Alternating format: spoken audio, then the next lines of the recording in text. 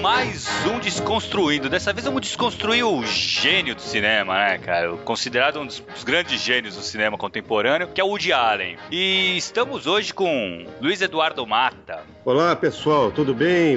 Eu sou Luiz Eduardo Mata, escritor de livros policiais, thrillers e apreciador de cinema, também de literatura. Gosto muito do Woody Allen, sou um espectador fiel dos filmes dele e não deixa de ser uma fonte também de inspiração para escrever, né? Com certeza, né? Repetindo aqui, nós estamos com o nosso querido Maurício Saldanha. Ô, pessoal, valeu de novo o convite. E o Woody Allen, eu tô contigo, meu amigo. O universo está expandindo e isso é uma merda.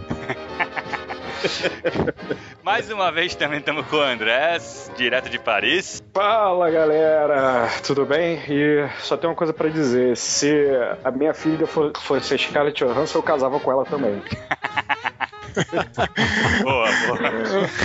E claro, com o nosso querido Eduardo Spohr. Galera, é o seguinte, eu não tenho medo de morrer, eu só não quero estar lá quando isso acontecer. De que essa frase vocês vão saber aí, né? Vamos falar muito sobre o Woody Allen. A gente pretende fazer um apanhado da vida dele, da carreira dele, tudo isso muito mais, mas primeiro vamos dar o feedback do programa de Nova York. Isso aí, galera, então daqui a pouco a gente volta aí.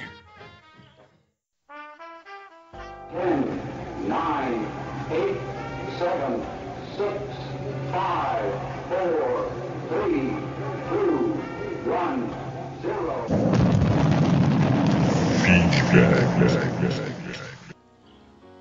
Vamos para o feedback do podcast sobre Nova York, cara. Foi muito legal, né, Dudu? Foi uma coisa arriscada da nossa parte, assim, falar de uma cidade e tal, mas acho que o pessoal gostou bastante e, pô, acho que funcionou bem, cara. Estão até pedindo mais, né, de outros destinos e tal. Achei legal.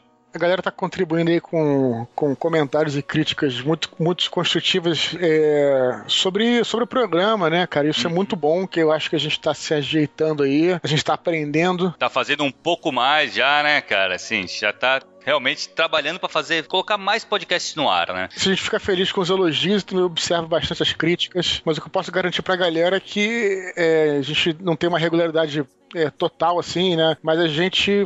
Regularidade certa, né? Não é muito certo de quando sai, mas a gente tá fazendo, né, cara? Mas o que eu até tinha falado dos bastidores aqui, desse programa aí do Woody Allen, que eu comentei com a galera, que a gente faz com o maior carinho esse programa. Às vezes demora um pouco pra sair, porque a gente tenta encontrar, sei lá, as músicas certas e tal. É claro que a gente tem que aprender e melhorar muito ainda, mas a gente faz com muito gosto, cara, sabe? A gente corre atrás das coisas pra colocar uma música legal que tem a ver com o momento. Pô, a gente fica feliz na hora de gravar, né, cara? Exatamente. A gente fica animado, só a gente traz nossos amigos. É um papo legal, eu acho que é isso que acaba que os comentários quase todos são positivos, né, Dudu? Então acho que assim, é mais por isso também, né? Porque a gente faz uma coisa que a gente tá gostando de fazer. Isso e aí. assim que tem que ser. Se o negócio começar a ser muito compromisso, cara, acaba que se torna chato pra gente fazer e provavelmente possa comprometer a qualidade também da coisa. Pode crer. E os recados, né, cara? Vamos começar a falar do iTunes, que, pô, tu conseguiu colocar o iTunes. Consegui, cara, só que até tive um problema aí, que entrou... bom, o iTunes eu coloquei os dois arquivos MP3 num só post. E aí parece que ele só puxou o primeiro. Sei lá, cara, assim, a galera aí que teve um pessoal aí que ajudou, o Igor lá de Belo Horizonte deu uma mão aí, várias pessoas também ajudaram, mandaram tutoriais e tudo. Então quem tiver uma solução pra isso, se houver a solução pra isso, alguns falaram que até nem tem que ser 2 posts e tal, ajuda a gente aí, bota os comentários aí desse programa, se sabe como é que faz, se não sabe, pra gente poder, junto com vocês aí, né, conteúdo participativo. Claro, tu até comentei lá, cara, que no dia que tu pôs, a gente ficou lá entre quase os 20 primeiros, cara. Maneiro. Depois a gente caiu, até porque a gente não tem uma regularidade, mas, pô, maneiro, né, cara? Ah, tá bom, lógico, pô. Não, você tá vendo que a molecada tá escutando e já empolga de fazer mais, né? A galera tá escutando e é uma galera que eu acho que o público desse nosso programa tá se tornando uma galera que gosta muito de conteúdo e muito de participar, assim, não que outros podcasts não sejam sejam assim, mas eu quero dizer que a galera tem muito conteúdo. Thiago, olha pelos comentários dos posts. Não, a sim, galera exatamente, É claro que tem a galera que vai elogiar e tal, e é legal isso pra caramba, continuem, mas tem sempre uma galera que faz uns posts grandes e acrescenta suas próprias experiências e tal. Falando suas experiências na cidade, foi muito... O de Nova York eu reparei muito isso, né, cara? Tu vê que o pessoal se empolgou bastante mesmo, e o pessoal que não conhecia ficou com vontade de ir, e quem conhecia, cara, lembrou das coisas. Isso ficou muito legal, né, cara? Infelizmente não dá pra gente ler todos os comentários aqui, mas o bacana disso é que foi o que a gente falou lá nos primeiros feedbacks dos primeiros programas. O bacana é que tá nos comentários. Então, exato, é só ir lá ler, dá uma olhada, você está ouvindo aí pelo iTunes, ou se baixou, vai lá no blog, no filosofianerd.com.br, clica em podcast e vê o comentário do programa. Tem galera que acrescentou muitas dicas, então se quiser dar uma olhada no post, talvez possa te ajudar bastante a acrescentar aí. Então, tu ia comentar da Estátua da Liberdade, né, cara, que a gente não comentou, né, cara? A gente não falou duas coisas que eu esqueci, né, que eu queria acrescentar. Estátua da Liberdade, bom, cara, eu fui na primeira vez que eu fui na Nova York, a segunda eu não fui porque era no inverno, cara, então é muito frio. Em cima. Na verdade, não é esse problema, porque ela é fechado. O problema é na hora de a fila fica do lado de fora. Então, é numa ilha, como vocês sabem muito bem. Então, não tem a proteção dos prédios. Então, é muito frio, muito frio. Eu acho que hoje em dia no inverno até fecham, mas a primeira vez que eu fui, cara, é uma parada que eu não acho também tão foda aí não, sabe, cara? Aquele negócio, né, cara? Vale a pena ir mais de uma vez? É que nem o Cristo aí no Rio, sabe? Assim, porra, eu já acabei indo umas 2 vezes, porque uma vez eu tava sozinho e tal, e depois eu fui com um pessoal que não conhecia. Então, assim, quem já foi, cara, vai reviver aquilo, tal, vai ver, é legal pra caramba, acho que tem que conhecer. Mas não é uma coisa pra tu ir todas as vezes que você for pra Nova York também. Mas a Estátua da Liberdade eu ainda acho mais fraco que o Cristo, Thiago, porque a Estátua da Liberdade, porque o Cristo tem a vista, né? Ah, sim, A Estátua da Liberdade não tem nada, né? É verdade. Então, só estátua e tal. Então, eu não sei, eu não acho um programa essencial, não, pra falar a verdade, sabe? É mais legal pegar o barquinho e dar uma volta ali. Sim. E vai no verão, né, também? No verão é melhor. No verão é bacana. Ô, Thiago, uma coisa que eu me lembrei, cara, olha só que legal. Outro comentário sobre Nova York que eu não falei no programa, eu vou falar agora. Todo mundo acho que viu aqui os Vingadores, né? Eu me amarrei no filme. Olha que coisa, tem a Grand Central Station, que é ali perto onde tem o combate final, tudo. Atrás da Grand Central Station tem um prédio gigante, que é o prédio da MetLife. E esse prédio foi criticado pra cacete, porque todo mundo falou que quebrou a vista da cidade. O prédio é feio, até hoje nego odeia esse prédio. O prédio é tipo um elefante branco. O pessoal, porra, e tu sabe, justamente sacaneando isso, é no lugar desse prédio que tá a torre do Tony Stark. Ah, que foda. Tiraram o prédio e botaram a torre do Tony Stark ali. Porque todo mundo sabia, porra, sabe, é uma coisa interna, né? Uma piada interna que os nova-iorquinos odeiam e botou ali. Então bem bolado. Achei bacana eu comentar isso. Beleza, vamos pros e-mails, cara? Vamos lá. Primeiro eu vou ler da Ana Carolina Guiar. Ela fala assim: como sempre, muito bom. Aguardo ansiosamente pelo próximo. E realmente me despertaram uma vontade que eu não tinha de conhecer Nova York. Adoraria ouvir a opinião de vocês sobre mais destinos. Estou torcendo para que façam um sobre Londres. Seria incrível também um programa sobre Woody Allen. Tá aí, né? Parabéns pelo programa, sou grande fã de vocês. Ana Carolina Guiar, o profeta. Né? Tá vendo? Profetiza que fala? Profetiza. Então, deixa eu te falar uma coisa. Ela comenta aqui de fazer 2 coisas que eu achei muito legal nesse comentário, é que ela fala que ela não tinha vontade de conhecer Nova York e passou a ter vontade depois que escutou o programa. Maneiro. Legal, né, cara? Isso aí já... Eu gosto pra caraca quando essas coisas acontecem. E outra coisa é que ela fala pra gente fazer um de Londres. Londres é foda demais. Já foi, não? Então não fui, eu vou agora em maio. Sério? Porra, então tá marcado aí, ouvintes vão cobrar aí, pô. Obrigado, Carolina, pelo comentário e continue escutando a gente. Tá aí o Woody Allen que tu tava esperando, cara. Fizemos pra você. Vamos lá, o próximo comentário do Bruno Marques. Pô, Dudu e Thiago, mais uma vez, ótimo podcast. Me dando uma vontade imensa de ir. Começar a controlar minhas finanças para ir. Ele deve querer dizer que tá fazendo as economias. Dar uma graninha, pra poder ir. Mas, cara, tive a sensação de que o Sr. K ia ser um integrante essencial nesse podcast. Ia ficar muito bom com ele. Mas de qualquer forma foi sensacional. Valeu, pessoal, e continuem. A gente chegou a falar, cara, com o Fred, cara, mas aí ele enrolado e tal, ele, óbvio... Ele é bem sem tempo, né, cara? É normal, né, cara? Como... A gente sabe bem o que é isso, né, cara? Mas em breve chamamos ele pra algum outro programa aí. Vou ler o do Edmilson Silva Mendonça. É bem grande o dele, tá? Então vou dar uma lida e a gente vai comentando no meio, senão vai ficar chato, vai ficar só lendo. Quero começar esse post agradecendo, não só pelo podcast muito bem feito e editado, obrigado, com pessoas que realmente sabem o que dizer, mas principalmente por proporcionar através desse episódio, New York, um flashback flashback na minha mente de ótimos momentos. No mês de agosto, fui com a minha namorada a Nova York e fiquei lá por 11 dias. E em vários trechos do programa, vi minha viagem sendo descrita. Faz sentido. Faz sentido, porque a gente falou realmente dos lugares onde os brasileiros vão, onde os turistas vão, né? Sim. Mas bem legal. E realmente, Nova York é uma cidade que deve ser curtida a pé, mas não tive problemas com o metrô. Fiquei na 58 com a Broadway e a estação mais próxima, Columbus Circle, era uma das paradas de todos os expressos. Aí é fácil, né, meu amigo? Aí também. ficou fácil, né? Porra, cara, ele é o primeiro cara que eu escuto falando. Quero ver o maluco ficar lá no Bronx, lá. Meu Saldanha. Além de estar muito bem localizado, na boca do Central Park. O hotel em que me hospedei, o Hudson, é um dos que o JP citou, dessa leva moderna, com cara de balada. E tinha mesmo balada todo dia. Então, esses hotéis mais novos, né, cara, o JP falou bastante deles, que tá chegando lá em Nova York, esses hotéis. É um pouco mais dispendioso, mas tem esse glamour novo, né, da modernidade. Ele comenta, o Metropolitan e o Museu de História Natural são sensacionais. Nunca vou tirar da memória os momentos que passei ali. O MoMA eu achei legal, mas não estava tão preparado para ele. Porra, o cara não foi... Tanto se fosse no Guggenheim, tu ia pirar, né? Mas a gente comentou isso no episódio, né, Dudu? Que tem que estar preparado, cara. Tem que ir realmente, pra ver essa parada de arte moderna, cara, tu tem que ir com o espírito. Não, é o seguinte, você tem que ir com o espírito de querer aprender também, né? Exato. Você vai ver por exemplo, Museu de História Natural, vai ver um esqueleto do dinossauro, sabe o que é, beleza, legal e tal. O MoMA, tu tem que chegar lá, ver obra de arte, porra, pegar o telefonezinho e parar pra escutar, pra aprender, é óbvio, né? Tem que estar, não. Tem que estar no clima também, né? Não dá pra... Não é um museu que nem é de História Natural, que é um negócio que tu já tá preparado mesmo pra ver. Aliás, é um bom exemplo, porque a História Natural, ele é um museu, assim, muito pra criança. Tem não vou dizer pra criança, tá? Mas tem coisas que são autoexplicativas, tem experiências que você pode fazer. Aquela experiência que tem em feira de ciências, sabe? Sim, Por exemplo, é bem mais fácil. Mas beleza, vamos lá. Ele continua aqui. É de se exaltar a segurança, limpeza e receptividade que recebemos lá. Nas lojas... Também, às vezes falam mal de nova-iorquino e tal. Porra, cara, não tô falando dos vendedores, não. Você faz pessoas na rua e receberam super bem, cara. Me ajudaram. Na hora que eu não sabia... Que dúvida, lá de metrô, tirar foto, nego, pô, se prontifica pra tirar.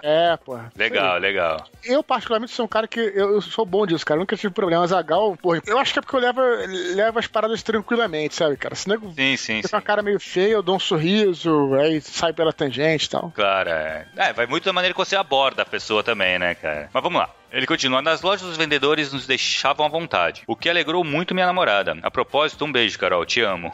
Fez uma declaração de amor ainda. Tá certo que eles não eram muito simpáticos, mas eram objetivos e sabiam muito do negócio. Fizemos a maioria dos passeios padrão turista de primeira viagem, prédios, estátuas, Central Park, etc. Mas ainda temos muito a conhecer e explorar a capital do mundo. Ô Thiago, esse negócio dos vendedores, cara, eu tava falando no programa sobre a loja da Apple e tal, né? Sim. Cara, eu fui comprar, ainda bem que eu não comprei.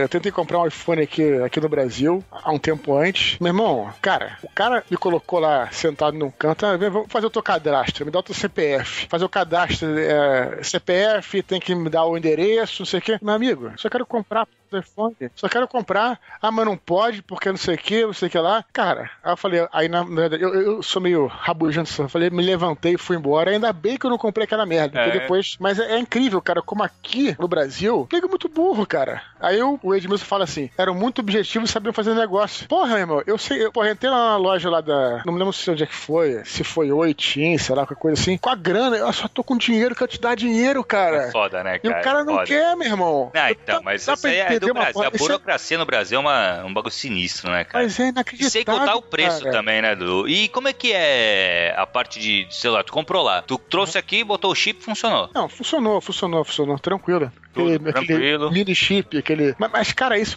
é foda, cara. Enfim, vamos lá. Aproveitando que a gente tá falando de compra, antes de continuar com o e-mail dele, vale citar isso. Vocês viram que subiu agora, o pessoal que tá indo pro exterior, a tarifa pra sacar dinheiro lá fora, né? Sim. Foi de 0,38% pra 6,38%, cara. Ou seja, não querem que a gente viaje mais mesmo. Já tô prevendo que eu vou gastar... Os caras querem te fuder de todos os lados. Cara, eles querem te entende? Tudo, É incrível, cara. Incrível, Porra. incrível. Mas vamos lá, vamos seguir aqui, ó. Seguem alguns momentos sutis que eu jamais esquecerei. Primeiro, desci em Newark, cheguei ao finzinho da tarde e o avião tem que beirar a ilha para pousar. Foi uma cena de cinema, nenhum quadro seria mais bonito. Ah, deve ter sido lindo. Deu arco onde morava o Daniel San. Mas Antes de ir pra Los Angeles. Sim. 2. A primeira vez na Times Square. Também deve ser impressionante pra caramba, né, cara? Pô, cara, chega lá aqueles letreiros, né? A gente vai colocar aqui, ó, 3. A segunda e a terceira vez e todas as vezes na Times Square. É um símbolo, né, cara? E é onde o tecido da realidade é mais espesso. Mundo. 4. Sair do Museu da História Natural num dia quente e comprar um sorvete naqueles carros típicos, com musiquinha e tudo. Eu ainda quero um dia ir pra Nova York no verão. E 5. Deitar no gramado do Central Park com a minha namorada. Pô, o cara é apaixonado, hein? Carol, mostra pra Carol isso aí, cara. Pô. Tralha invejinha. Vou colocar assim. Não pelo namorado, com respeito. Claro. Porque eu sou casado, mas digo assim, o gramadão do Central Park eu nunca consegui entrar naquela porra. É mesmo, cara? Como eu falei, tá sempre frio quando eu vou pra lá. Aí ele, é verdade, que tu falou. Aí ele só finalizo este extenso comentário desejando muito sucesso e continuidade ao podcast. Continuem desconstruindo temas e construindo conhecimento em nossas mentes. Um grande abraço, Edmilson Mendonça. São Paulo, ele. Pô, Edmilson, muito legal teu comentário, cara. Muito legal mesmo. E mostra pra Carol aí, cara. Porque, pô, fez uma declaração de amor aqui, ela não vai ver, pô. Tem que mostrar pra ela. Fala pra ela começar a escutar o podcast agora Isso. também. Né? O Woody Allen é uma parada maneira. Legal. Apresentar pra mulherada é muito bom. Vamos lá, então, o nosso último comentário aí, do Cairo, que a gente falou de novo dele aí. É verdade, já tinha comentado no outro. Parabéns por mais um Desconstruindo. Gostei muito da ideia de variar os assuntos. Esse sobre Nova York é muito legal, além de me surpreender. Que continuo com essa qualidade aqui. Na medida do possível, consigo nos abastecer com esses ótimos podcasts. 2 coisas. Achei muito legal falarem sobre cidades, como ir, o que fazer. Pretendem fazer outros do tipo? Se sim, talvez um lugar mais exótico seria legal. Olha, o lugar mais exótico que eu fui é Istambul. Eu terei que reunir uma galera que foi pra lá, cara. Foi pra lá. Que é um lugar que eu quero conhecer também. Então... Não, Rio de Janeiro é exótico também? Rio de Janeiro? Ah, não. Rio de Janeiro eu passo todo ano, pô.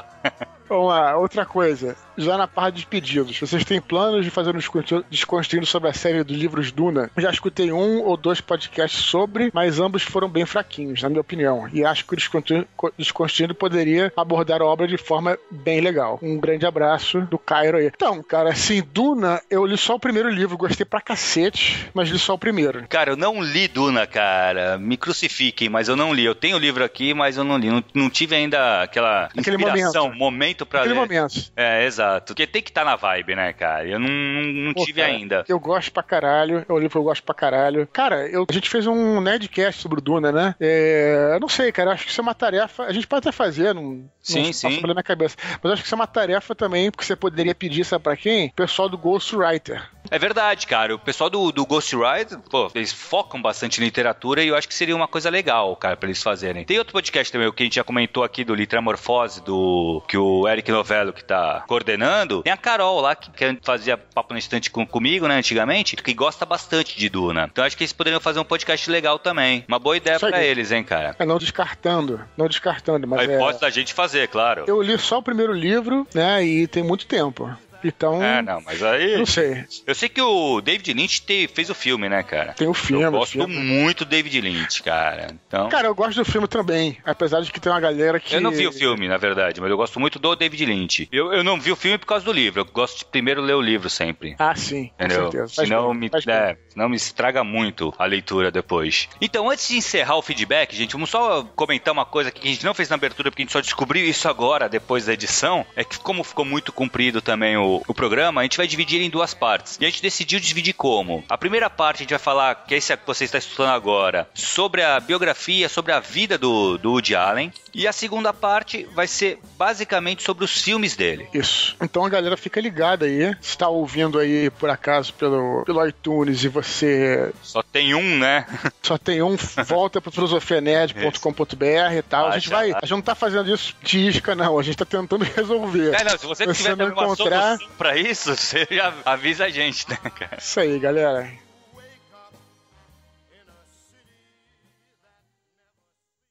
Estou lá no telhado com ela, e ela apontando uma arma para mim naquele frio. Aí eu pirei, comecei a contar uma história que escrevi quando eu era jovem. E graças a Deus ela achou engraçada. Ela começou a rir muito, relaxou um pouquinho, abaixou a arma e tal, mas aí, sabe, doutor, eu... Então sua profissão salvou sua vida.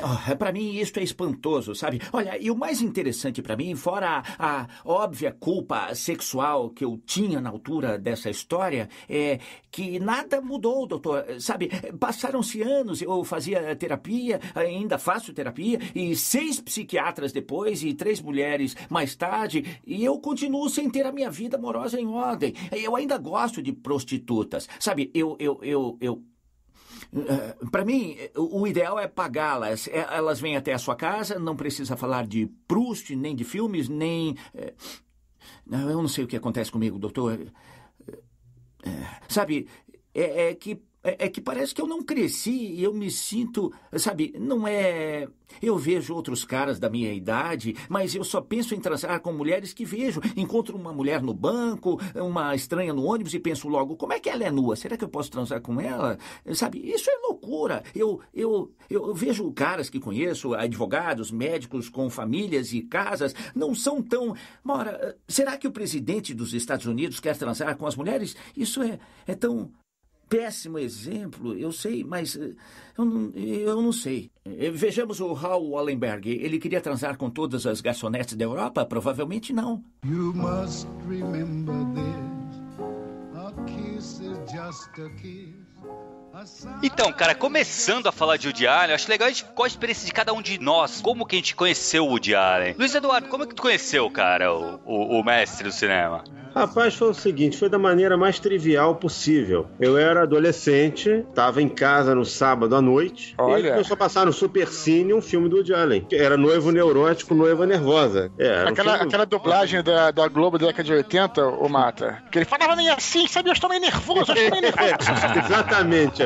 Eu acho que dava até, tornava o filme mais interessante, até a dublagem. As dublagens dos anos 80 eram fantásticas, né? Eu até hoje, por exemplo, só pra fugir um pouco do Woody Allen, né, pra falar um pouco da dublagem, eu tinha uma série que eu gostava muito, que era o Magnum, e eu não consigo assistir, eu tenho os DVDs aqui que eu comprei, então eu não consigo assistir a série com a voz do Tom Selleck. A voz do Magnum era a voz do Francisco Milani, né, que era quem dublava o Magnum naquela época, né, e a voz do Woody Allen durante o tempo foi aquela voz da dublagem da Globo, que era uma voz um pouco mais histérica, né, do que a voz dele mesmo, né, e o filme era muito divertido, eu achei um filme assim meio diferente, né, do que eu estava acostumado a assistir. E aí um tempo depois passou um outro filme dele na televisão e eu comecei depois a alugar alguns filmes no vídeo, né, naquela época ainda tinha videocassete, locadora de vídeo, né, e fui tomando gosto, fui achando, alguns eu gostava mais, outros menos. Agora eu gosto bastante dessa safra dele mais recente de filmes, dos últimos 15 anos talvez, são os filmes dele que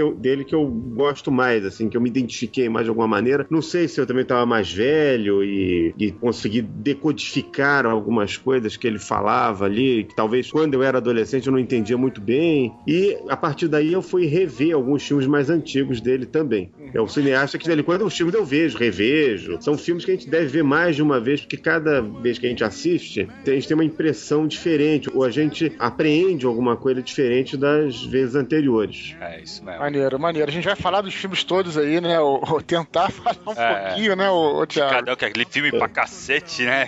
Porra, o detalhe é que o cara, desde a década de 70, um detalhe técnico, o cara faz um filme por ano.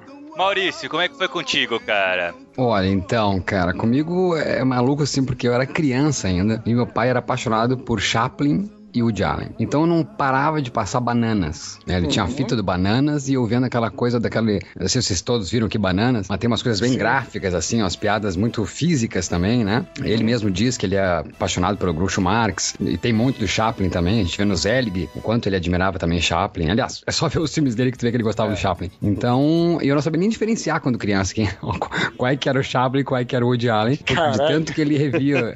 O Bananas é muito Charlie Chaplin, assim. E daí logo depois depois, assim, acho que eu já tinha uns 7 anos, daí a mulher do meu pai, ela gostava muito do A Rosa Púrpura do Cairo, e aquilo me enlouquecia também, do cara saindo da tela, a mulher entrando na tela, então foi muito louco, assim, foi desde cedo, e já eu com 11 anos já tava vendo no cinema Neblinas e Sombras, Maridos e Esposas, Simplesmente Alice. Meu pai me deixava no cinema, daí ele me deixava, não ia comigo, igual ele que era fã, me deixava e me pegava depois. Que legal. E Andrés, e tu? Então, cara, comigo tiveram 2 momentos. O primeiro foi também bem, assim, acho que bem criança, quando passou tudo que você queria saber sobre sexo, mas tinha medo de perguntar, passou tipo no Corujão, e eu assisti o filme com um olhar de criança, mas muito tempo depois, O Senhor dos Anéis estreou o quê? Foi 2000? 2000 primeiro é 2002, eu acho, primeiro, não? Foi 2002, né? 2002, por aí. Por que eu tô falando isso? Porque passei o Réveillon de, sei lá, 2001 pra 2002 na casa do Dave, né, do Azaghal, e a gente assistia a pré-estreia do Senhor dos Anéis no dia 1º. Enfim, eu fui lá dia 31 e tal, o pessoal fez a festa, e eu acordei umas 5:30 da manhã, 6 horas da manhã, com uma puta ressaca, não consegui mais dormir, e fui ver televisão. Desci, né, eu tava no quarto, desci pra sala, fui ver televisão, e tava passando A Vida e Morte de Boris Krushenko. Cara, desse assim, filme, né? Porra, eu adoro esse filme, cara. Esse filme, ele é uma mistura meio de pastelão e de... Tem uma série de referências cinematográficas, mas eu vi esse filme e fiquei louco, e aí lembrei do primeiro filme do Woody Allen que eu tinha assistido, e a partir daí eu, enfim, vi todos os filmes desde então e revi alguns. Não vi todos, mas revi bastante. Andrés, esse 2002, 2001, você tinha quantos anos? Você lembra? 20 e poucos, talvez? Por aí. É engraçado porque eu vou até falar a minha experiência aqui, que é o seguinte, né, cara? Eu, como todo mundo, eu acho que vi esses filmes do Woody Allen, os antigos na Globo e tal, o que você queria saber sobre sexo e não teve, sei lá, coragem de perguntar, e não entendia muito bem, né? A gente não entendia muito bem, né? Ver aquele peito gigante e tal, achava que era um monstro. Eu gostava da parte onde tinha o castelo, aí depois... Mas ele não é um monstro? Exato. E aí eu não entendia muito bem. E aí o legal do Woody Allen, cara, foi bem interessante, porque eu vi os filmes dele, eu até via e tal, eu não achava nada demais. Aí lá por 97 e tal, já tava começando a ficar mais velho, começava a ter meus primeiros relacionamentos, minhas primeiras namoradas e tal. E aí eu fui ver um filme, que foi o primeiro filme que me interessou dele, que foi o Desconstruindo Harry. Esse filme é muito bom. Muito bom, né? Então, cara, e aí eu comecei, por isso que eu falo, cara, o Woody Allen não é pra criança. E quando você fala que não é pra criança, mas é porque tem sangue, é porque tem sexo. Até tem sexo, mas é difícil ter um sexo explícito no filme dele. Não é tão pesado, né? Não é pra criança, porque a criança não entende aquilo. E você realmente precisa, né? De repente você vê, às vezes, tem um cara de, sei lá, 18 anos, ou mais velho, que tem um hater, às vezes, do Woody Allen na internet, que não entende. Porque o cara não entende aquilo, né? Você precisa ter uma certa base, uma certa experiência, uma certa vivência, né? Pra poder entender aquelas coisas que ele fala, não só em relação aos relacionamentos, como umas coisas mais psicológicas, dos psicanalistas e tal. Então, tudo aquilo, né? Até mesmo da questão dos intelectuais, né? Você vai travar um duelo enquanto um intelectual idiota. Cara, um garoto de 15 anos não tá nem aí, entendeu, cara? E a gente já foi bombardeado por intelectuais idiotas quando você entra na faculdade, entende? Sim. Então, tudo ali tem um contexto. Eu acho interessante isso, né? Que tem o seu momento pra você gostar do Woody Allen, né? O Thiago, você não é cara, muito fã, né, cara? Como é que na verdade, assim, eu não vou muito com a cara dele, sabe? Acho assim, eu acho ele um gênio, pô, acho de verdade, assim, os filmes dele são muito fodas. Isso pra analisar como arte, ele passa mensagens no filme dele. Não é só um filme de entretenimento. Mas eu gosto mais dele quando ele não aparece. Tipo, o meu filme favorito, ele não tá no filme, entendeu?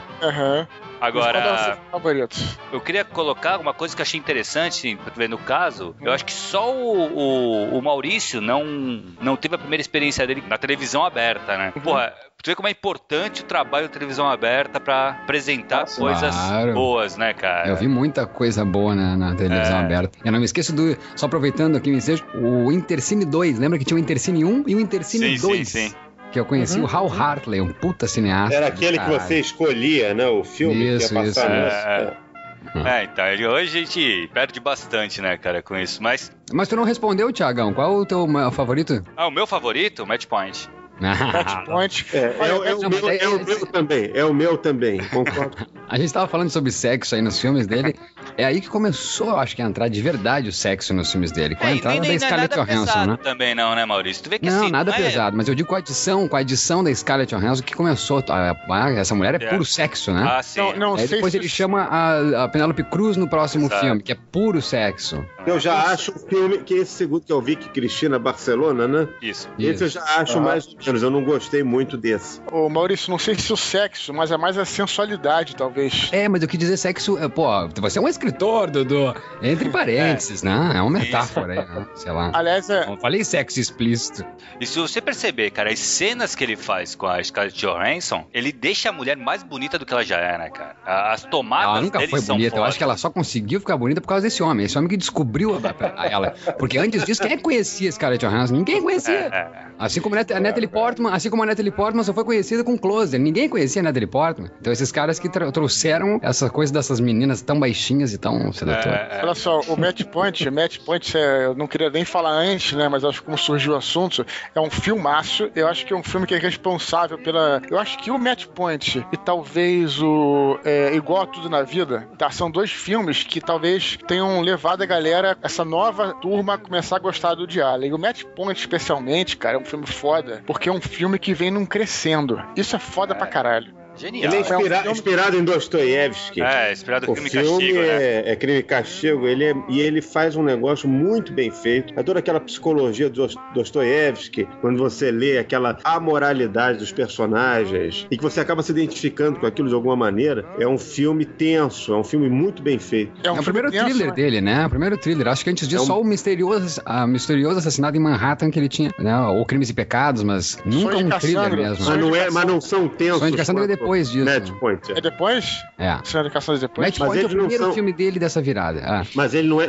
Esses outros não são tensos como o Match Point. Não, Match Point é um filme que você assiste com o coração na boca. Mas é isso que eu disse, Mata. O Match Point é o atestado dele que ele sabe filmar um thriller, né? Que antes disso ele só tinha brincado com isso, com Crimes e Pecados, o Misterioso Assassinato em Manhattan. Ainda assim era uma comédia, quase. Ele sabe filmar um thriller, não só sabe filmar um thriller, como eu acho que talvez aí entre a genialidade dele, que ele já brincou com todos os gêneros, né? Por exemplo, Todos dizem Eu Te Amo. É um musical, né? Que o cara sacaneia todos os musicais. Né? Só que é um musical também. Né? Então tem outro filme dele que eu não lembro qual é, cara. Não é no próprio Tudo Que Você Queria Saber Sobre Sexo, que tem várias historinhas e acho que tem uma historinha também que o cara faz tipo de um galã italiano, tem outra historinha Exato, faz. Tem outra historinha aquele terror e tal, né? Então ele faz ele faz um magnata que tem uma mulher que era a Luiz Lasser, que era a esposa dele na época, que ela não consegue ter prazer com ele em lugares comuns, como uma cama, e tem que transar em lugares absurdos.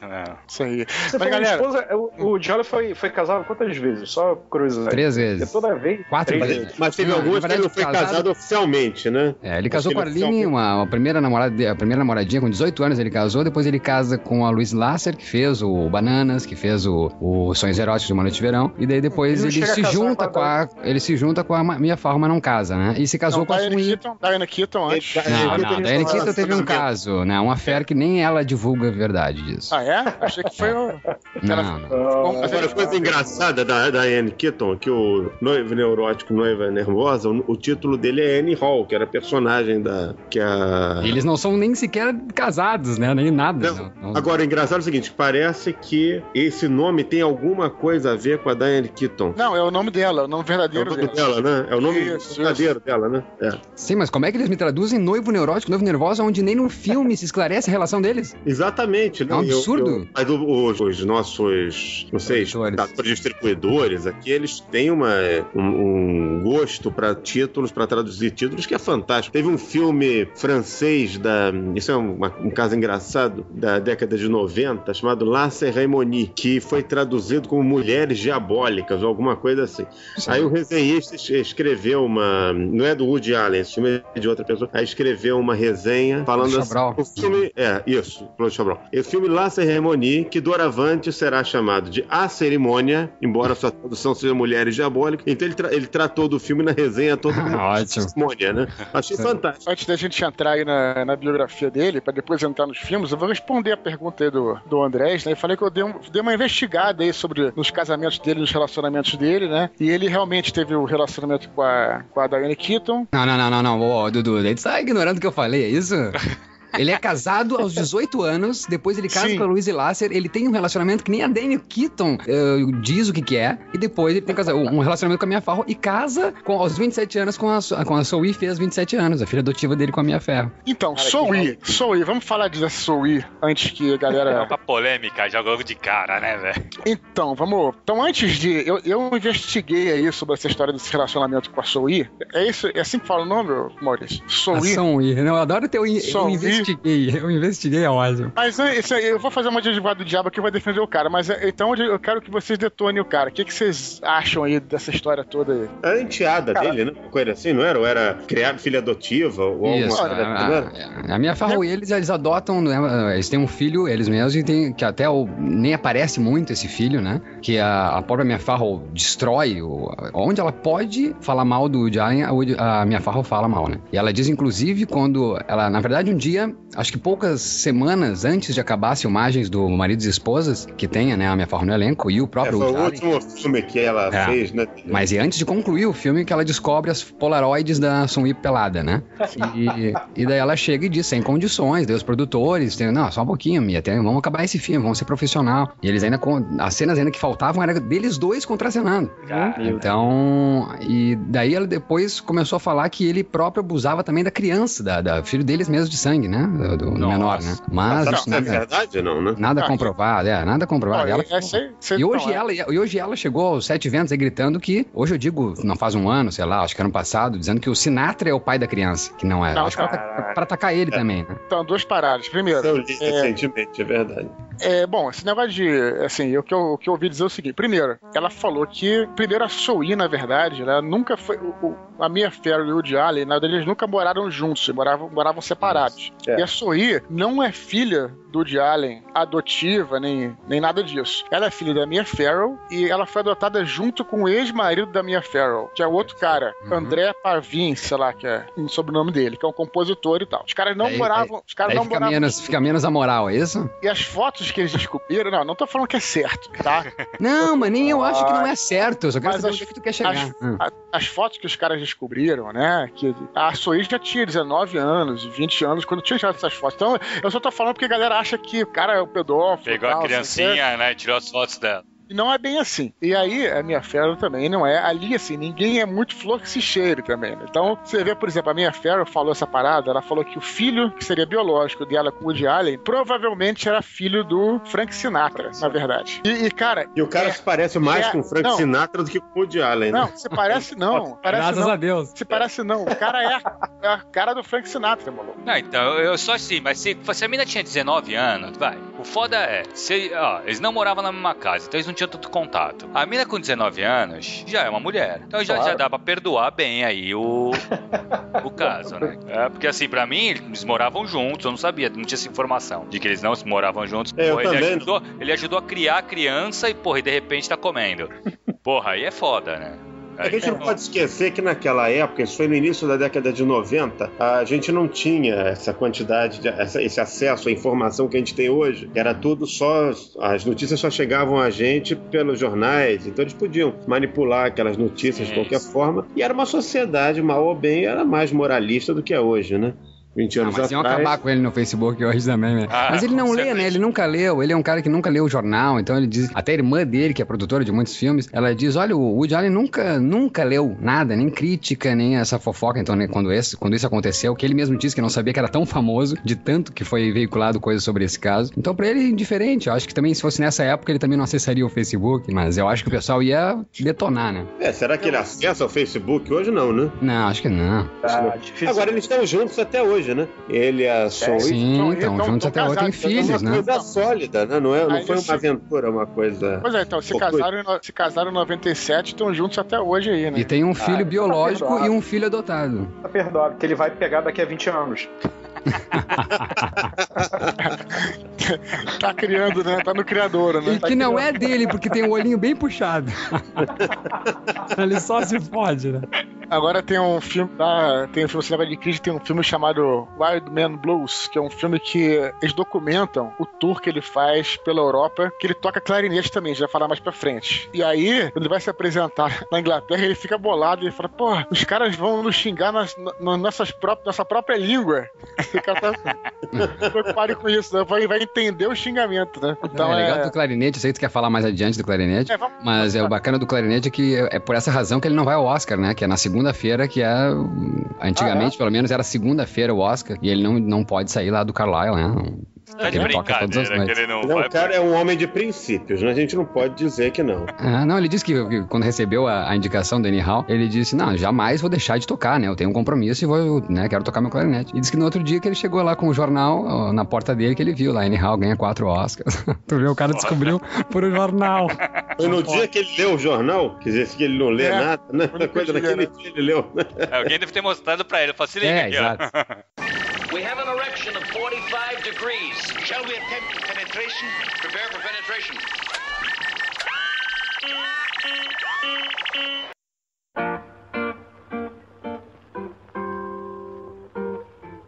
Então, galera, vamos falar um pouco da infância dele, né? De onde surgiu esse cara, de onde que veio, onde ele nasceu, como foi essa infância dele. De que planeta?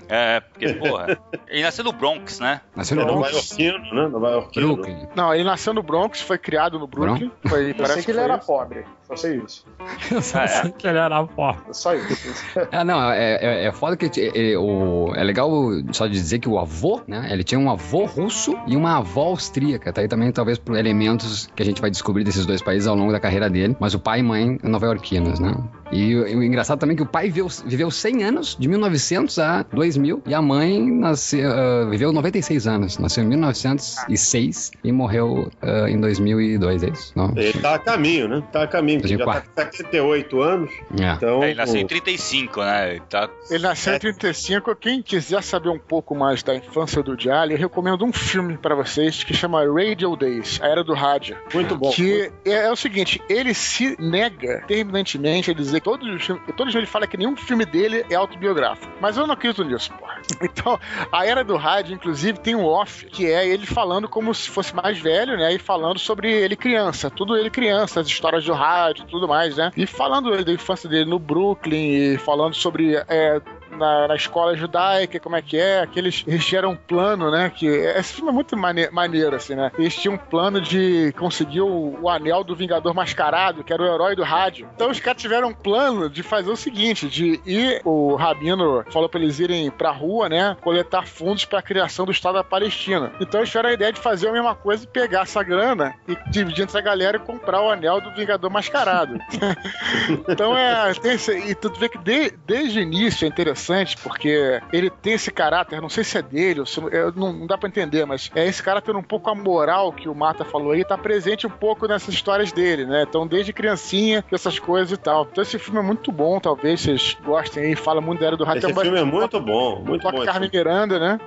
Ele tem uma pegada muito de comédia, né, cara? Isso aí não tem como negar. Ele começou escrevendo comédia, né? Isso, piada, né? Piada pra jornal. Isso. Que ele já não usava o nome dele, né? Usava um pseudônimo, que ele tinha vergonha, diz que sempre foi muito envergonhado, e tinha vergonha de que na escola ele chegasse e alguém dissesse que viu no jornal o nome dele, então eles usavam um pseudônimo. Mesmo? Não sabia disso, não. Por isso o Woody Allen, né? Porque o nome dele é Alan Stewart Konigsberg, algo assim. Ele começou a escrever novo, não foi isso? Muito novo. Acho que antes dos 15 anos já estava escrevendo ali piada, escrevia 50 piadas, acho que por dia. Caraca. Ele mudou o nome dele pra Haywood Allen, então Woody Allen, né? Com 17 anos. Depois eu fui ver isso, também não sabia. Quer dizer, é cedo pra você mudar, né? Se eu tinha nem maioridade, teoricamente, já pode mudar o nome, né? Mas uma coisa que o Woody Allen tem falando negócio de humor é um alto humor, né? É uma característica, inclusive, o que eu vejo, por exemplo, vocês veem as piadas judaicas, são todas formuladas por judeus. É uma característica do judaísmo, assim, da comunidade judaica que eu vejo, tem muitos amigos judeus que têm esse humor, e é uma característica dele também. Então os filmes, eles se satirizam um pouco, porque o Woody Allen é uma figura que você estava falando aí, que alguém aí, um de vocês, não vai muito com a cara dele, não com a figura dele. Thiago. sou eu.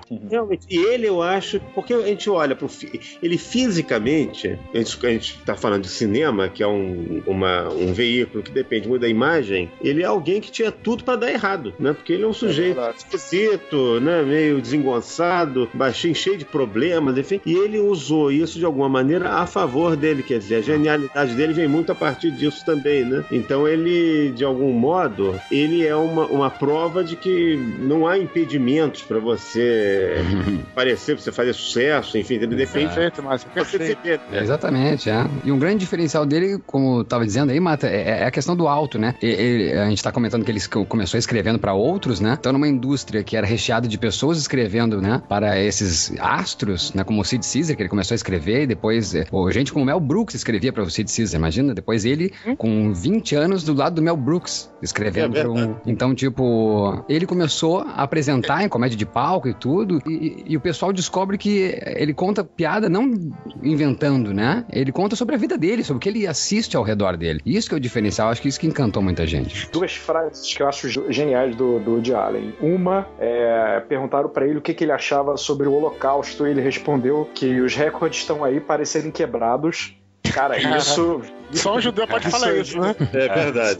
Então, só para esclarecer, não é bem isso que ele quis dizer. Ele quis dizer, o que me assusta é que recordes são feitos para serem quebrados, né? Nesse sentido que ele diz. E a outra, ele diz que não fale mal da punheta porque é fazer amor com a pessoa que você mais ama. Com a pessoa que você ama, cara. Isso aí tá no Anyhow, é lindo. Isso é genial, cara, isso é genial. Tem um filme que eu tava vendo hoje, que aliás eu acho ótimo, que é Hannah e Suas Irmãs. Eu adoro esse filme. O cara tem uma hora que ele chega e descobre que é estéreo, né? Então o cara é zoado pra caralho. Não, o médico fala, não, mas o problema é você tem esse estéreo, tem pouco esperma, e seus espermatozoides não são legais, tal, não sei o quê. Depois a mulher dele, no filme, ela fala, pô, mas será que foi você que provocou isso com masturbação excessiva e tal? Cara, é muito bom, cara. É muito a masturbação tá presente em vários, né? Inclusive ali no... Inclusive no citado épico, né? Quando ele é um espermatozoide, né? Que ele diz, mas se for uma punheta, eu vou cair no meio de uma... Eu vou parar na parede. Eu vou parar na parede. Realmente é muito bom, né, cara? Isso que a gente tá falando é a parte do... tudo que você queria saber sobre o sexo, né? Que tem a Exatamente. parte... É genial que tem o corpo humano, tem o cérebro, aí tem os olhos, né? Isso pra criança é legal, né? Mas você não entende o que são aqueles bichinhos ali, né? Tem muito adulto que não entende também, não. Até o Burt Reynolds ali, né, cara? No comando da... Então, esse negócio da masturbação tem aquela piada que ele tem no Desconstruindo Harry, que é ótimo também, tem aquela piada de que ele tá no psicanalista, né? Então ele vai falar terapia, ele fala, não sei o que, ele fala, olha só, eu sou um cara velho, mas eu acho absurdo que eu ainda penso em sexo, pô, eu vejo uma mulher na Quinta Avenida e volto pra casa e fico pensando naquilo e tal, não sei o que. E esse filme foi da época em que o Clinton foi pego com a Mônica Lewinsky. Então olha o timing da parada da piada. Então o cara chega assim e fala assim, mas não é possível, eu tenho amigos meus que são advogados, será que os caras pensam nisso toda hora, que são médicos e tal? Você acha que o presidente dos Estados Unidos pensa em sexo toda hora? Aí ele... Mau exemplo, assim, tipo... talvez se você vê isso hoje, não seja tão engraçado, né? Mas na época foi o troço que o cinema via abaixo, né, cara? Porque...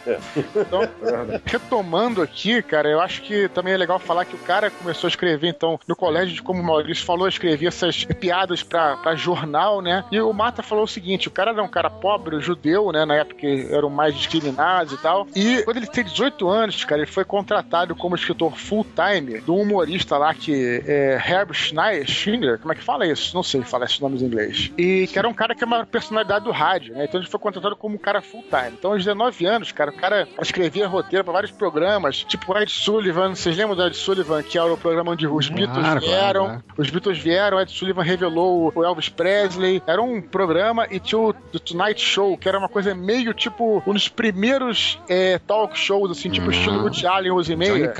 Johnny Carson. Isso.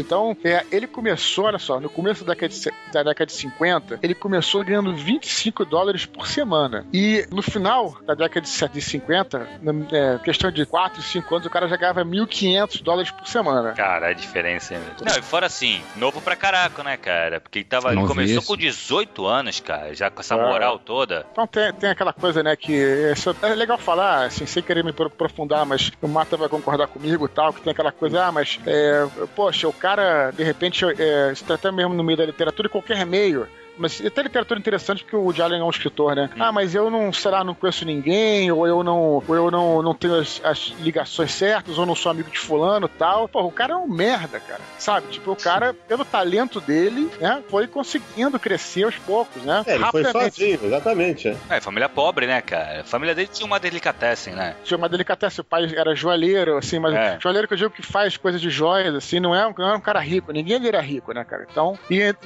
mais do que isso, né, judeu, né, cara, que era na época, tinha uma grande discriminação antes da Segunda Guerra Mundial, então tu imagina como é que era a parada, né, cara? Então década de 60. E falando das questões ao redor também, ele dá muito crédito também ao final da Grande Depressão, que as famílias se juntavam muito, então a questão era a família se juntar, e que isso fez ele muito criar esses roteiros, que ele ficava, né, ele disse que a mesa era sempre isso mesmo, pai, mãe, tio maluco, irmãos, então ele disse a casa sempre recheada de muita gente na família, né, então por isso que todos os filmes têm esse teor, o roteiro sempre recheado de relações familiares, né. Isso deu material pra ele, né, cara. Mais uma vez isso tá no Era do Rádio, então que é uma casa no Brooklyn, onde moram todos os primos, todos os tios nessa casa, e é legal porque ele vai falando do rádio e fala, mas eu vou subindo aqui no quarto da minha tia, ela gostava de Carmen Miranda. Meu tio mais velho não perdia o negócio dos esportes de jeito nenhum. Então aí ele foi, né? Isso que você falou mesmo. Legal.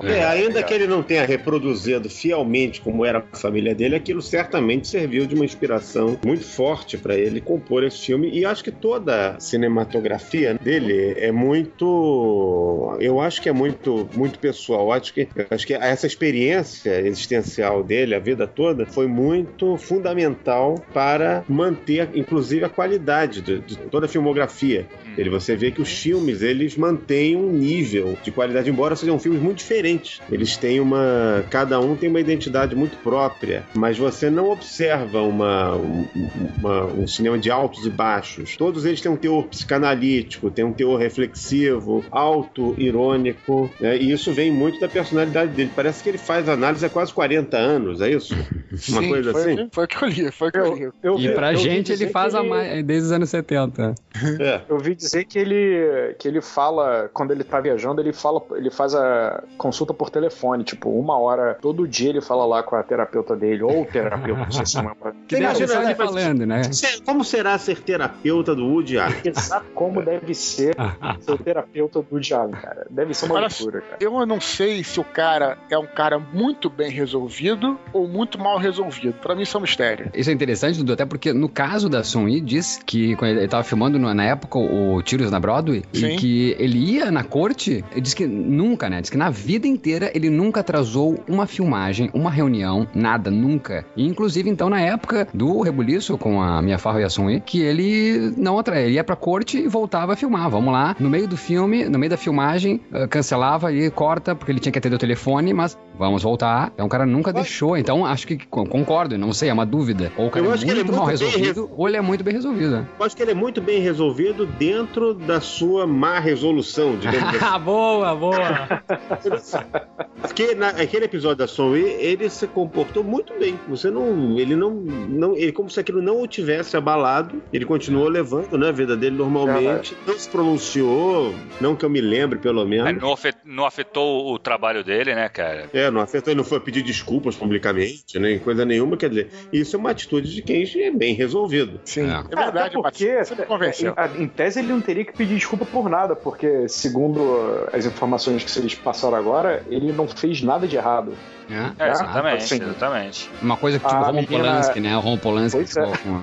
As pessoas ficam muito preocupadas com a sua imagem pública. Tem artistas que vão à televisão para prestar esclarecimentos, dar entrevistas e se explicar para o seu público. Eu acho que ele não tem que dar explicação nenhuma. A vida pessoal é dele, só diz respeito a ele, a ex-mulher dele, a nova mulher, enfim, entendeu? É um problema que eles têm que resolver lá. O que eu achei, se ficar assim, por mais que todo escândalo rolando, o estresse, a cabeça de qualquer um ia ficar assim, né, cara? Tu ia ficar completamente perdido. E ele continuou trabalhando, né, cara? Continuou filmando e só fez filme bom. Não tem assim. Alguém sabe qual foi o filme que ele tava filmando nesse... Eu acabei de falar, Tiros na Broadway. Deu Oscar pra Diane Winston. Quando o marido e esposa estavam falando, né, que estava sendo finalizado, talvez, naquela época, e foi lançado já quando eles tinham se separado. E aí depois estavam sendo filmados Tiros da Broadway. Aí foi o julgamento e tudo mais, né? Mas só voltando ao princípio ali, onde começou tudo, muito crédito também tem a Shirley MacLaine, porque ele fazia show distante ali, próximo, mas distante de Nova York, que era uns sketches que ele dirigia, que ele escrevia, depois começou a dirigir, sketches de 5, 8 minutos, e a Shirley MacLaine levou... Pra TV, Maurício? Não, não, é tipo uma casa de shows mesmo. Sim, stand-up, tipo stand-up. E daí a Shirley MacLaine levava pessoas da indústria, amigos dela, que daí os famosos produtores até hoje, né, o Jack Rollins e o Charles Joffé, viram e disseram, meu Deus, né, vamos pegar esse cara. Só que eles nunca tinham pego um cara assim que escrevia, né? Daí eles disseram, o próprio Woody Allen também não entendia nada muito da indústria, não sei o que, eles disseram, olha, deixa que a gente tenta manejar tua carreira e você só escreve, né? E que daí, um pulo assim, ele recebeu $20 mil pra escrever o What's New Pussycat, né? Que é o Que é a Gatinha com o Peter O'Toole. E daí começou a carreira dele ali, né? Isso é interessante, aí começa a carreira dele no cinema, e é legal porque tem umas coisas bacanas pra falar em relação a isso. Isso foi no final da década de 60, né? Mas no começo da década de 60, ele começou, como você falou, a fazer essas coisas nos bares e tal, como stand-up. Ele já era um cara mais ou menos conhecido. Às vezes, quando a gente fala em stand-up, a primeira coisa que a pessoa pensa é o cara fazendo show num bar de quinta categoria, né? Não, ele já era conhecido, ele inclusive fazia shows, ele gravava em LP e vendia esses LPs, né? Uhum. Ele fez inclusive shows para campanhas de um candidato chamado Eugene McCarthy para presidência, que foi um candidato independente, nunca ganhou nada. Geralmente nos Estados Unidos sempre tem essas eleições, tem um candidato independente que nunca ganha, mas ele geralmente representa, sei lá, os direitos ou dos artistas, ou sei lá, dos metalúrgicos e tal, é um candidato independente. Tipo marronzinho. Mas esses caras fazem campanha para presidência para aparecer. E os caras, após fazerem isso, eles rapidamente ganham pra Senado, pra Câmara, entendeu? Sim. Então pra eles vai ser uma coisa clássica. Então ele fez esse negócio e até tem uma... Pô, assim, isso como a gente falou, né? Não é autobiográfico, mas sem dúvida inspirou ele em muitas coisas. Tem outro filme dele, agora não vou lembrar qual é, que ele chega, eu acho que é no Hannah e Suas Irmãs, não tenho certeza, mas que ele chega, ele vai fazer um... ele é um comediante. Vou fazer um comediante, vou fazer um show tal. Ele vai num desses, né, fazendo um show preparado para eleitoral. E era contra o MacArthur, né? Se eu não me engano. Acho que era isso. E o cara começa a contar uma piada. O cara fala assim, eu conheci. Aí o cara fala, eu fui chamado aqui porque na verdade eu conheci a filha do MacArthur, né? A gente teve um relacionamento. A galera, porra, mas caramba, isso aqui e tal.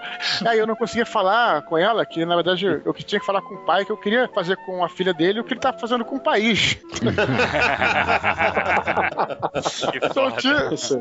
Então, assim, só que, porra, eu tô falando aqui, isso aí tu vai vendo a interpretação, tal, tu se mija de rir, né, cara? Então, sem dúvida, teve muita influência aí, né? Então ele escreveu e começou a dirigir, então aí começou a fazer essas peças de teatro e tal. Então, voltando pro que o Maurício estava falando, então ele aí depois teve esse filme, primeiro ele fez uma peça em 66, onde ele conheceu a Diane Keaton, não foi o Don't Drink the Water, se eu não me engano, foi essa? Sim, mas eu digo a incursão no cinema, né? Que ele tem muito, né? Se a gente não vai parar nunca, se a gente for falar da incursão dele na televisão, no teatro, né? Então, eu tava falando da incursão no cinema. Você viu esse filme, o Maurício? Eu vi o Don't Drink the Water, o filme, não a peça. E o Que é a Gatinha aí, o Que é a Gatinha. Vi todos os filmes dele. E aí, como é que é? Não foi dirigido por ele. O que a gatinha, na verdade, foi chamado pra escrever e foi o caos, na verdade. Aliás, esse filme é muito importante porque faz ele não querer nunca mais só escrever, né? Sim. Então ele escreve, manipulam, ele até diz que pela direção não tem nada a ver, mas sim pelos produtores, né? Que é comum, já a gente sabe histórias dos produtores pegam e não querem saber, né? Era um grande estúdio, tinha, imagina, um naipe do Peter O'Toole como na atuação, e chega e diz, não, seguinte, não vai ser assim, cortam metade do que ele escreveu, e daí ele fica frustradíssimo e diz que nunca mais vai querer fazer nenhum filme. E daí o Charles Joffé e o Jack Rollins dizem pra ele, não, seguinte, deixa que a gente vai tomar conta disso e a gente vai conseguir algo que tu tenha total controle. E daí ele consegue produzir o Take the Money and Run, né? Que é um assaltante bem trapalhão. Né? Antes disso ele faz dá uma zoada aí, que não sei se ele dá uma zoada, que ele faz um outro filme, que ele não faz, ele pega um filme japonês de espionagem e chama de O Que é a Tigresa. E o cara redubla o filme todo, estilo Hermes e Renato, e aí zoando o filme e tal, não sei o quê, e a galera até achou interessante, porque era uma resposta ao Que é Gatinho, né? E depois, né, como você falou. O primeiro filme dele é esse Assaltante Bem Trapalhão, então, não é isso? Isso, esse é o primeiro filme dele que faz um sucesso absurdo, mas o que é bacana, gente, o que eu quero dizer é que essa experiência com o What's New Pussycat deixa ele completamente maluco. Ele disse que só voltaria se tivesse controle absoluto, mas veja bem, ele não sabia nem o que ele queria da vida direito, né? Ele escrevia aquelas piadas e foi uma coisa que é automática, né? Ele escreve piada, ele é levado pra um tal lugar, e daí começa a escrever sketch, ele gostava daquilo, mas ele não sabia muito bem o que ele queria da vida. De repente ele chega com amigos da Shirley MacLaine que, né, mostram ele pra outra pessoa que é do meio de Hollywood e dizem, quem sabe faz cinema. E ele escreve porque deram $20 mil. O cara ganhava $20, né? Quantos? Tu falou do 30 dólares? Não, mas acho que aí já ganhava. Já ganhava. Não, sim, mas não 20 mil, mas não 20 mil, mas não 20 mil na mão. E daí... Pro roteiro tá bom, né? Pro roteiro sim, não, pra um trabalho, né? Mas na época, né, que é cara? Muito bom. O que é bacana é que ele não sabe o que tá fazendo. Então ele diz que dirigiu, ele diz que vão na casa dele e descobrem um livro, assim, escrito Como Dirigir, que ele não sabia. Então ele foi atrás de como dirigir. Diz que ele mostrou os copiões pros produtores, né, os Charles e o Jack, e disseram, cara, que é isso, cara? É isso o filme todo? Daí ele chamou o editor que salvou a vida dele, disse, não, põe aqui uma música, tu gosta de quê? Ah, gosto de jazz, não sei o quê. Vai nessa linha então aqui, é isso aí. Daí fez um sucesso do caralho, a comédia que mais arrecadou dinheiro na história até então foi Um Assaltante Bem Trapalhão. Até aquele ponto. Que legal. Que legal, foi um cara que... Então, é legal fazer toda essa investigação da filmografia dele, que a gente viu um cara realmente engatinhando, aprendendo a fazer cinema, né? E não muito longe dali, já ganhando um Oscar, quase que na sequência, né? Ganhou 7.7, ganhou 7.9. Então é incrível, assim, o trabalho do cara. E de quebra, o cara ainda guarda, assim, umas angústias aí que ele vai poder usar, não só na terapia, quanto para fazer os outros roteiros dele, né? Imagina a situação dessa. Vira matéria-prima, né, filmografia. Então, imagina a situação, o cara chega, vai lá, tamo 20 mil aí e faz o que você quiser. E o cara nunca dirigiu nada, né? Isso até me lembra de um outro filme, né, que bem mais pra frente dele, que eu não sei se ele brinca com isso, então não é bem isso, mas que é o Dirigindo no Escuro. Dirigindo no Escuro, pode ser. Será que ele se inspirou nessa experiência? Não sei. Pode ser. Porque é o filme que ele chega e ele é feito pra dirigir uma peça, uma situação bem parecida com essa, cara. E aí só que ele fica cego, né? Tem uma cegueira psicológica, não é isso? Total, psicossomática, é. E tem um outro maluco que é não sei se é coreógrafo, que é coreano. Aí tem não, é o diretor de arte. Diretor de arte coreano. E tem um intérprete, né? Isso. Mas a melhor coisa desse filme, que eu acho que foi responsável dele ter sido... Ele é adorado na França, Não, né? perdão, acho que é o fotógrafo. É o fotógrafo. Exato, isso, o fotógrafo. Claro que é óbvio. A grande piada desse filme, né? Que ele termina de fazer o filme fica horrível, né? Fica aquela coisa, aquele Frankenstein, né? E aí ele chega assim, e aí recebe, no final do filme, recebe os jornais e tal, e as críticas detonando o filme, isso aqui. Puta merda, o cara fudeu. Aí o cara chega e fala assim, olha só, e agora chegaram os jornais franceses. Os caras amaram o filme. Cara, mas isso, de fato, acho que acontecia. Os filmes do Diabo dos Estados Unidos, ok, eles não eram tão bem entendidos, entre aspas, apreciados como é aqui na Europa, cara. Aqui o nego ama ele. Aqui o cara é Deus, sabe? Não é? Ele próprio já disse isso, que os filmes dele são pouco entendidos nos Estados Unidos, que o público europeu, ou mesmo brasileiro, acho que ele citou uma vez até o público brasileiro que gosta mais dos filmes dele do que os americanos. E ele é apaixonado por cinema estrangeiro, né? Ele assume isso, a influência de Fellini, a influência do sueco Bergman, né? Que ele ama tanto e que dá pra ver em quase todos os filmes mais sérios dele. Então, quando ele começa a fazer filmes diferentes daquelas gags, aquelas piadas prontas e besterol, como é o Bananas, que os próprios produtores, o Charles e o Jack, dizem que de todos os filmes eles preferem o Bananas. Imagina, os caras estão lá. Todos os filmes eles preferem a bananoide dele. Então, quando ele começa a fazer um filme mais sério, que é depois do Dorminhoco e até do Última Noite de Boris Gurchenko, que ele faz o Anyhow, então o Interiores, puta que pariu, pesadíssimo, e logo o Manhattan. O drama dele, né? O Interiores é o primeiro... Digamos que o Noivo Neurótico já é uma vibe muito mais séria, né? É uma comédia, mas nada comparado aos anteriores, né? Mas sim, eu entendi o que tu quer falar. Então acho que depois, quando ele começa nessa vibe mais séria, que os americanos começam a dizer, puta, que é isso, né? O cara enlouqueceu. Nós queremos aquelas comédias besterol. Daí eu acho que a Europa começa a abraçar ele assim. Tem outro filme que, aliás, ele que zoa isso pra caramba, que é o Memórias, né? Que é Stardust Members, que ele é um diretor, tá querendo fazer uns filmes mais sérios, e os produtores ficam putos, porque todo mundo fala que eles preferem the early funny movies do cara. Todo mundo, até ET, né? Aparecem uns ETs no meio e falam que eles preferem os filmes antigos. We have an erection of 45 degrees. Shall we attempt penetration? Prepare for penetration.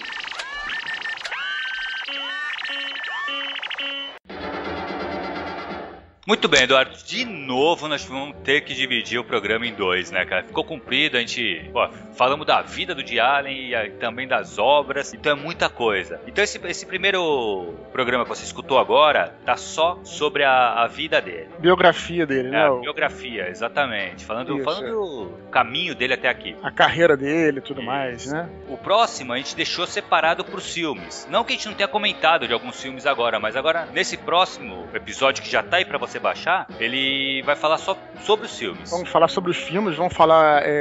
a gente tentou começar, é até engraçado, a gente tentou começar a falar na década de 70 de filme de cada filme, a gente viu, caraca, vai ficar um monstruoso. Vai dar, né? A gente acabou indo de década por década e tudo mais, mas acho que vai dar pra ter uma ideia. Ficou bem legal, melhor. né, Dudu? Eu achei que ficou melhor também de falar de década em década, porque assim, não ficou muita informação, sabe?